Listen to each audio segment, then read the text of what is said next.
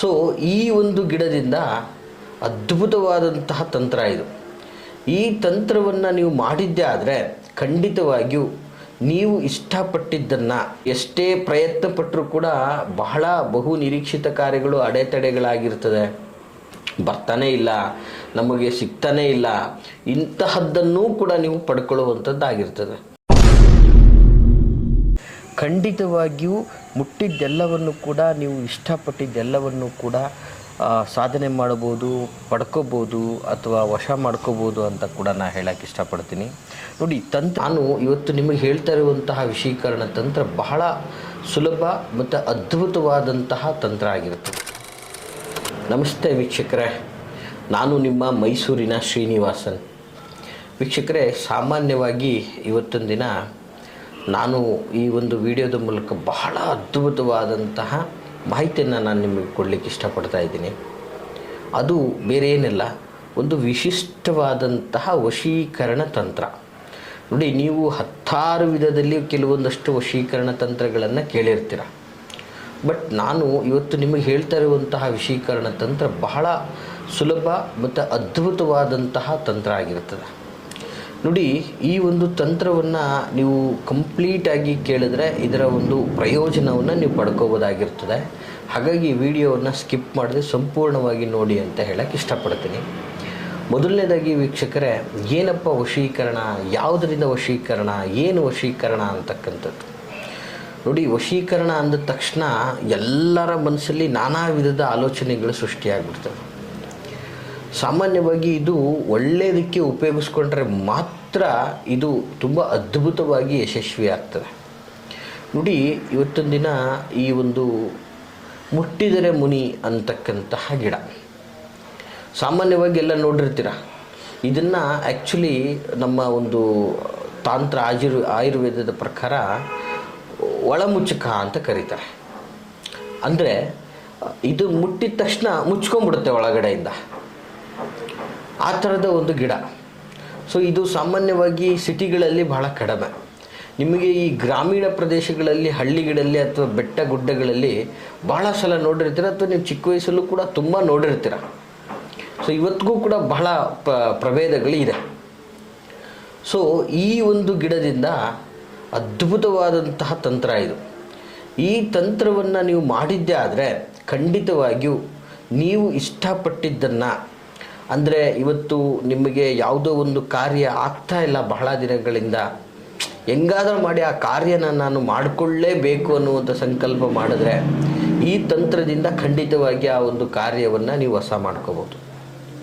ಜೊತೆಗೆ ಪತಿ ಪತ್ನಿಯರಲ್ಲಿ ವಿರಸಗಳುಂಟಾಗಿ ಪತ್ನಿ ಗಂಡನ ಮನೆಗೆ ಸ್ಟಿಲ್ಲಾಗಿ ತಾಯಿ ಮನೆಯಲ್ಲಿ ಸ್ಟೇ ಆಗಿಬಿಟ್ಟಿರ್ತಾರೆ. ಅಂತಹ ಸಂದರ್ಭದಲ್ಲಿ ನಿಮ್ಮ ಪತ್ನಿಯನ್ನು ವಶೀಕರಣ ಮಾಡಿಕೊಳ್ಳುವಂಥದ್ದಾಗ್ಬೋದು, ನಿಮ್ಮ ಪತಿಯನ್ನು ವಶ ಮಾಡಿಕೊಳ್ಳುವಂಥದ್ದಾಗ್ಬೋದು. ಹಾಗೆ ಕೆಲವೊಂದು ಬಾರಿ ಏನಾಗ್ತದೆ ವೀಕ್ಷಕರೇ, ಇವತ್ತು ನಿಮ್ಮ ಎಲ್ಲ ಥರದ ಒಂದು ಆಸೆ ಆಕಾಂಕ್ಷೆಗಳನ್ನು ಬೇರೆಯವರು ಅವರ ದುರಾಸೆಗೋಸ್ಕರ ನಿಮ್ಮನ್ನು ಉಪಯೋಗಿಸ್ಕೊಂಡು ನಿಮಗೆ ತುಂಬ ಅನ್ಯಾಯ ಮಾಡಿ ಮೋಸ ಮಾಡಿಬಿಟ್ಟಿರ್ತಾರೆ. ನಿಮ್ಮ ಭಾವನೆಗೆ ಬೆಲೆ ಕೊಡ್ತಾ ಇರಲ್ಲ. ಅಂಥವ್ರನ್ನೂ ಕೂಡ ನೀವು ನಿಮ್ಮ ಒಂದು ಕಂಟ್ರೋಲಿಗೆ ತಗೊಂಡು ನೀವು ಹೇಳಿದ ರೀತಿಯಲ್ಲಿ ಅವ್ರನ್ನ ಆಡಿಸ್ಬೋದಾಗಿರ್ತದೆ. ಸೊ ಅಂತಹ ಒಂದು ವಿಭಿನ್ನವಾದಂತಹ ಒಂದು ವಶೀಕರಣದ ಒಂದು ತಂತ್ರ ಆಗಿರ್ತದೆ. ಇದು ವ್ಯಕ್ತಿಗಳನ್ನು ವಶ ಮಾಡಿಕೊಳ್ಳೋದ್ರ ಜೊತೆಗೆ ನಿಮ್ಮ ಕಾರ್ಯಗಳು ಇವತ್ತು ಎಷ್ಟೇ ಪ್ರಯತ್ನ ಪಟ್ಟರೂ ಕೂಡ ಬಹಳ ಬಹು ನಿರೀಕ್ಷಿತ ಕಾರ್ಯಗಳು ಅಡೆತಡೆಗಳಾಗಿರ್ತದೆ, ಬರ್ತಾನೇ ಇಲ್ಲ, ನಮಗೆ ಸಿಗ್ತಾನೇ ಇಲ್ಲ, ಇಂತಹದ್ದನ್ನೂ ಕೂಡ ನೀವು ಪಡ್ಕೊಳ್ಳುವಂಥದ್ದಾಗಿರ್ತದೆ. ಬಹಳ ಸುಲಭವಾದಂತಹ ತಂತ್ರ ವೀಕ್ಷಕರೇ. ನೋಡಿ, ಸಾಮಾನ್ಯವಾಗಿ ಇವತ್ತೊಂದು ದಿನ ತಂತ್ರಕ್ಕೆ ಈ ಒಂದು ಮೂಲಿಕೆಯನ್ನು ಬಹಳ ವಿಶೇಷವಾದ ರೀತಿಯಲ್ಲಿ ಬಳಸ್ತಾರೆ.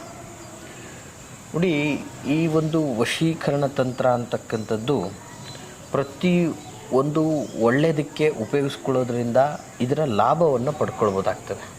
ನೋಡಿ, ಯಾವುದೇ ತಂತ್ರವನ್ನು ನೀವು ದುರುಪಯೋಗ ಪಡಿಸ್ಕೊಂಡ್ರಿ ಅಥವಾ ಕೆಟ್ಟದಕ್ಕೆ ಬಳಸ್ಕೊಂಡ್ರಿ ಅಂದರೆ ಅದರ ಕರ್ಮವನ್ನು ಅನುಭವಿಸ್ತಕ್ಕಂಥವ್ರು ತಾವೇ ಆಗಿರ್ತೀರ. ಸೊ ಈ ಒಂದು ವಿಶಿಷ್ಟವಾದಂತಹ ತಂತ್ರದಿಂದ ನೋಡಿ, ಬಹುದಿನಗಳಿಂದ ಇಷ್ಟಪಟ್ಟಂಥವ್ರನ್ನ ಒಲಿಸ್ಕೊಳ್ಳೋಕ್ಕಾಗ್ತಾ ಇಲ್ಲ, ಅವ್ರನ್ನ ಮಾತು ಕೇಳ್ತಾ ಇಲ್ಲ, ನಮ್ಮನ್ನು ಪ್ರೀತಿಸಿ ನಮ್ಮಿಂದ ದೂರ ಆಗ್ತಾ ಇದ್ದಾರೆ. ಪತಿ ಪತ್ನಿಯರಲ್ಲಿ ವಿರಸಗಳುಂಟಾಗಿ ಪರಸ್ಪರ ದೂರ ಆಗಿ ಹೋಗ್ಬಿಟ್ಟಿದ್ದಾರೆ. ಬರೀ ನೋಡಿ, ಒಂದು ಗಂಡು ಹೆಣ್ಣಿಗೆ ಸೀಮಿತವಾದಂತಹ ಕಾರ್ಯ ಅಲ್ಲ ಇದು.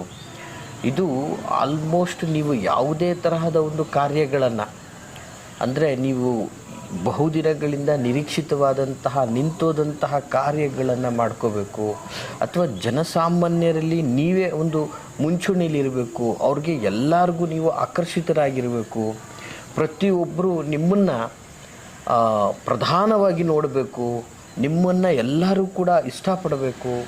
ಸೊ ಎಲ್ಲರೂ ನಿಮಗೆ ಒಂದು ರೀತಿಯಲ್ಲಿ ಆಕರ್ಷಿತರಾಗಬೇಕು ಅನ್ನುವಂಥದ್ದು ಬಹಳ ಅದ್ಭುತವಾದಂತಹ ಒಂದು ತಾಂತ್ರವಿದ್ಯೆ ವೀಕ್ಷಕರೇ.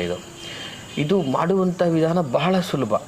ಈ ಒಂದು ತಂತ್ರವನ್ನು ನೀವು ಸರಿಯಾದ ರೀತಿಯಲ್ಲಿ ಮಾಡಿದ್ದೇ ಆದರೆ ಖಂಡಿತವಾಗಿಯೂ ಮುಟ್ಟಿದ್ದೆಲ್ಲವನ್ನು ಕೂಡ, ನೀವು ಇಷ್ಟಪಟ್ಟಿದ್ದೆಲ್ಲವನ್ನು ಕೂಡ ಸಾಧನೆ ಮಾಡ್ಬೋದು, ಪಡ್ಕೋಬೋದು, ಅಥವಾ ವಶ ಮಾಡ್ಕೋಬೋದು ಅಂತ ಕೂಡ ನಾನು ಹೇಳೋಕ್ಕೆ ಇಷ್ಟಪಡ್ತೀನಿ. ನೋಡಿ, ತಂತ್ರ ವಿಧಾನ ಬಹಳ ಸುಲಭವಾಗಿರ್ತಕ್ಕಂಥದ್ದು. ಸೂಕ್ಷ್ಮವಾಗಿ ನೋಟ್ ಮಾಡ್ಕೊಳ್ಳಿ ವೀಕ್ಷಕರೇ.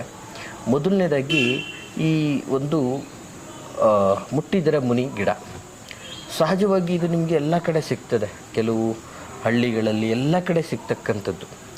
ಸೊ ಈ ಗಿಡವನ್ನು ಫಸ್ಟು ನೀವು ಕಟ್ ಮಾಡಿ ತರಲಿಕ್ಕೂ ಮುನ್ನ ಅದರ ಮರುದಿನ ಸಂಜೆ ಅದಕ್ಕೆ ಒಂದು ಆವಾಹನೆಯನ್ನು ಕೊಟ್ಟು ಬರಬೇಕು. ಅಂದರೆ ಆ ಗಿಡಕ್ಕೆ ಹೋಗಿ ಪೂಜೆಯನ್ನು, ಕುಂಕುಮಾದಿ ಅರಿಶಿಣ ಗಂಧಾದಿಗಳನ್ನು ಹಚ್ಚಿ ಅದಕ್ಕೆ ಪ್ರಾರ್ಥನೆಯನ್ನು ಸಲ್ಲಿಸಿ ಬರಬೇಕು. ಅದಾದ ನಂತರ ಮರುದಿನ ಬೆಳಗ್ಗೆ ಹೋಗಿ ಅದನ್ನು ಒಂದೇ ಸಲ ನಿಮಗೆ ಎಷ್ಟಾಗ್ತದೆ ಅಷ್ಟನ್ನು ನೀವು ಅದನ್ನು ಕಿತ್ಕೊಂಡು ಬರಬೇಕು.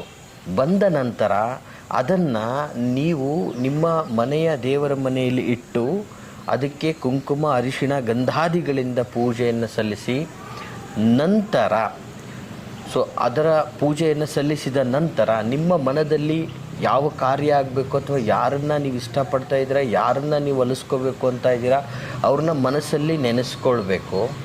ಸೊ ಅವರನ್ನು ನೆನೆಸ್ಕೊಂಡ ನಂತರ ಅವರ ಭಾವಚಿತ್ರ ಇದ್ದರೆ ಅಥವಾ ಇಲ್ಲದಿದ್ದರೆ ಅವರ ಹೆಸರನ್ನು ಒಂದು ಕಾಗದದಲ್ಲಿ ಬರೆದು ಅಥವಾ ಭುಜಪತ್ರೆಯಲ್ಲಿ ಬರೆದರೂ ಸಹ ನಡೀತದೆ. ಸೊ ಬರೆದು ಅದನ್ನು ಮತ್ತೆ ತೆಗೆದುಕೊಂಡು ಬಂದಂತಹ ಒಂದು ಗಿಡವನ್ನು ಎರಡನ್ನೂ ಸಹ ಸುರುಳಿಯಾಕಾರದಲ್ಲಿ ಸುತ್ತಿ ಒಂದು ತಾಯಿತದೊಳಗೆ ಭದ್ರಪಡಿಸಬೇಕು ವೀಕ್ಷಕರೇ. ಒಂದು ತಾಯಿತದೊಳಗೆ ನೀವು ಅದನ್ನು ಭದ್ರಪಡಿಸಿದ ನಂತರ ನೀವು ಆ ಸುರುಳಿಯಾಗಿ ಸುತ್ತಿ 3 ತರಹದ ದಾರದಲ್ಲಿ ಸುತ್ಕೋಬೇಕಾಗ್ತದೆ ಎಚ್ಚರಿಕೆಯಾಗಿ. ಅನಂತರ ಅದನ್ನು ನೀವು ನಿಮ್ಮ ಒಂದು ತಾಯಿತದೊಳಗೆ ಭದ್ರವನ್ನು ಪಡಿಸಿದ ನಂತರ ಅದನ್ನು ಮನೆಯ ದೇವರ ಮುಂದೆ ಇಟ್ಟು ನಿಮ್ಮ ಮನದ ಆಸೆ ಆಕಾಂಕ್ಷೆಯನ್ನು ಮತ್ತೊಂದು ಸಾರಿ ಪ್ರಾರ್ಥನೆಯನ್ನು ಮಾಡಿಕೊಂಡು ಅದನ್ನು ನೀವು ಧಾರಣೆಯನ್ನು ಮಾಡಿಕೊಂಡು ಇಚ್ಛಿತ ಕಾರ್ಯಕ್ಕೆ ಹೋದರೂ ಸರಿಯೇ, ಇಷ್ಟಪಟ್ಟವರ ಎದುರುಗಡೆ ಹೋದರೂ ಸರಿಯೇ, ಖಡಾಖಂಡಿತವಾಗಿಯೂ ಕೂಡ ಅವರು ನಿಮಗೆ ಒಲಿಯುವಂತಹ ವ್ಯವಸ್ಥೆ ಆಗ್ತದೆ.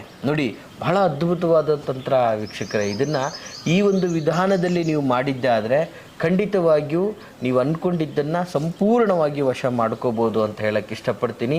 ಈ ಮಾಹಿತಿ ತಮಗೆಲ್ಲ ಇಷ್ಟವಾಗಿದ್ದರೆ ಲೈಕ್ ಮಾಡಿ. ಹಾಗೆ ಯಾರೆಲ್ಲ ಯಾವುದನ್ನೂ ಪಡ್ಕೊಳ್ಳೋಕ್ಕಾಗ್ತಾ ಇಲ್ಲ ಅನ್ನುವಂತಹ ಕೊರಗಲಿದ್ದಾರೆ ಅಂಥವ್ರಿಗೆ ಈ ಒಂದು ಮಾಹಿತಿಯನ್ನು ಶೇರ್ ಮಾಡಿ ಅಂತ ಹೇಳ್ತಾ ಎಲ್ರಿಗೂ ಶುಭವಾಗಲಿ. ಹಾಗೆ ನಿಮ್ಮ ಯಾವುದೇ ಥರದ ವಿಚಾರಗಳನ್ನು ಮುಕ್ತವಾಗಿ ನಮ್ಮೊಟ್ಟಿಗೆ ಮಾತಾಡಬೇಕು, ನಮ್ಮೊಟ್ಟಿಗೆ ನೇರವಾಗಿ ನೀವು ಭೇಟಿಯಾಗಬೇಕು ಅನ್ನೋದಾದರೆ ನಾವಿರುವಂತಹ ವಿಳಾಸ ಮೈಸೂರಿನ ವಿಜಯನಗರ 2ನೇ ಹಂತ, KD ಸರ್ಕಲ್, ಮೈಸೂರು. ಇಲ್ಲಿ ನಮ್ಮ ಒಂದು ಕಚೇರಿ ಇರ್ತಕ್ಕಂಥದ್ದು. ನೇರವಾಗಿ ನಮ್ಮನ್ನು ಬಂದು ಭೇಟಿಯಾಗ್ಬೋದು ಅಂತ ಹೇಳ್ತಾ ಎಲ್ರಿಗೂ ಶುಭವಾಗಲಿ. ನಮಸ್ಕಾರ.